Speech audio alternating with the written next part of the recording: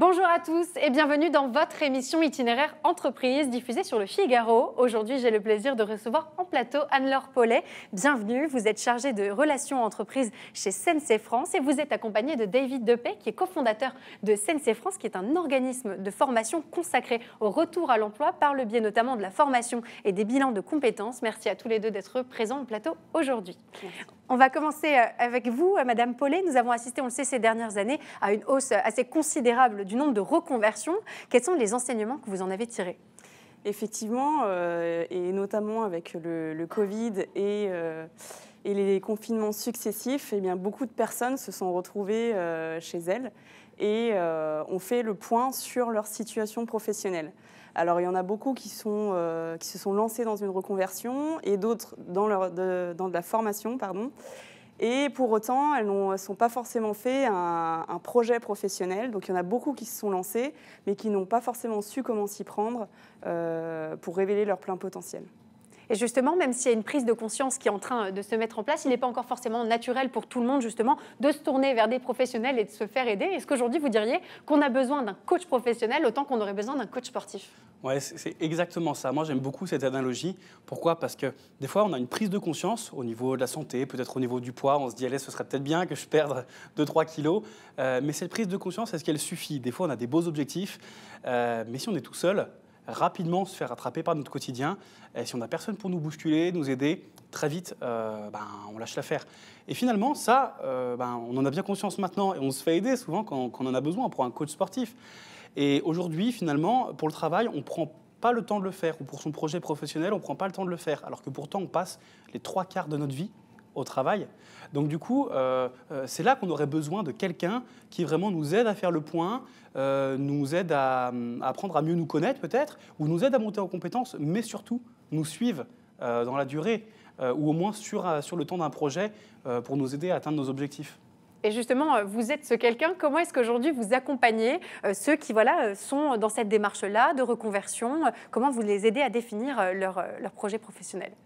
Eh bien justement, ils vont être accompagnés, c'est-à-dire qu'en fonction de leurs besoins, de leur situation aussi personnelle et professionnelle, ils vont discuter avec un consultant en développement professionnel qui va pouvoir justement les aiguiller sur quelle formation entreprendre pour un retour à l'emploi plus rapide, ou alors est-ce que c'est plutôt de la reconversion et à ce moment-là faire un bilan de compétences, et dans ce cadre-là, va être accompagné par un consultant en bilan de compétences. Alors, ce qui est intéressant, c'est que vous souhaitez mettre l'accent sur le côté humain avec des ressources et des équipes qui sont dédiées à chacun, et ce, malgré le digital qui reste une dimension très importante chez vous. Est-ce que c'est une vraie attente client, quelque chose que vous avez constaté ? Oui, c'est une vraie attente. Et pour répondre à votre question, je vais vous raconter une petite histoire qui me concerne. Il y a quelques années, je cherchais à me former en développement personnel. Je suis tombé sur une formation qui était vraiment très bonne sous tout rapport.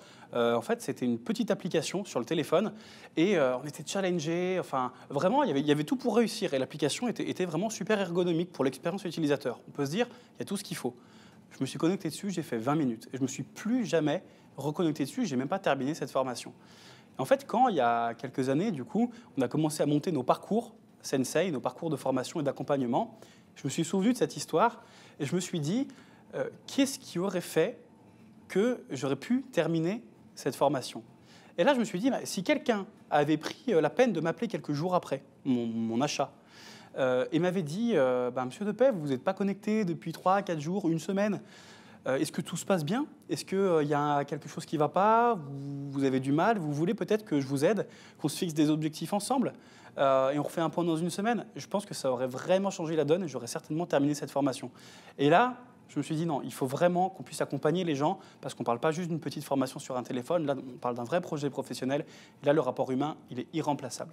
Et justement, à l'heure où on sait que le nombre d'organismes de formation ne cesse de se multiplier, avec d'ailleurs des plus ou moins bons côtés, pourquoi est-ce qu'on devrait choisir Sensei France ? Quelle est votre valeur ajoutée ? J'imagine qu'il y a de l'humain dedans, mais peut-être pas que. Effectivement, il y a beaucoup d'organismes de formation qui ont vu le jour dernièrement, mais il y a eu aussi beaucoup de dérives. Aujourd'hui, nous, à Sensei, on est fiers justement d'être certifiés Calliope et on est également reconnus sur France Compétences comme partenaire de grands centres certificateurs, ce qui permet d'assurer notre gage de qualité, de sérieux et aussi de continuer à mettre en avant nos valeurs humaines. Et peut-être vos projets à venir pour le mot de la fin, peut-être notamment pour compléter votre offre et sensibiliser à la question de la quête professionnelle qui, je le sais, est importante pour vous.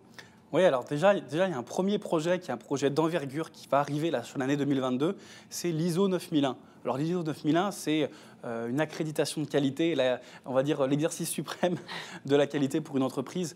Et pour nous, c'est super important parce que déjà, on se challenge, on ne reste pas sur nos acquis de qualité. Et surtout, c'est une valeur de confiance aussi pour tous nos élèves ou tous nos bénéficiaires qui souhaitent se faire accompagner. Ça, c'est un premier projet qui va arriver fin du premier semestre. Donc on en est vraiment très heureux. Ensuite, on assure une veille permanente sur le marché de l'emploi. Et du coup, il y aura peut-être de belles surprises encore cette année sur des formations qui viennent vraiment correspondre aux besoins du marché de l'emploi. Et puis enfin, dernier volet peut-être d'amélioration, c'est Anne-Laure finalement, qui est vraiment chargée de développer nos relations entreprises et partenariats, qui est chargée aussi de nous faire connaître finalement. Et ce n'est pas impossible que vous nous trouveriez sur plusieurs salons ou événements sur l'année également. En tout cas, vous souhaite beaucoup de succès à tous les deux et puis à CNC en particulier pour le développement de ces projets à venir. Merci beaucoup, David P. Merci à vous, Anne-Laure Paulet. Je rappelle que vous êtes respectivement cofondateur de CNC France et chargé de relations entreprises. CNC France qui est, on l'a compris, un organisme de formation consacré au retour à l'emploi par le biais, bien sûr, de la formation, mais aussi des bilans de compétences. Merci beaucoup à tous les deux d'avoir été présents aujourd'hui. Merci à vous. Merci beaucoup. Et quant à nous, on se retrouve très vite pour une nouvelle émission itinéraire entreprise, toujours diffusée sur Le Figaro. Je vous dis à très bientôt.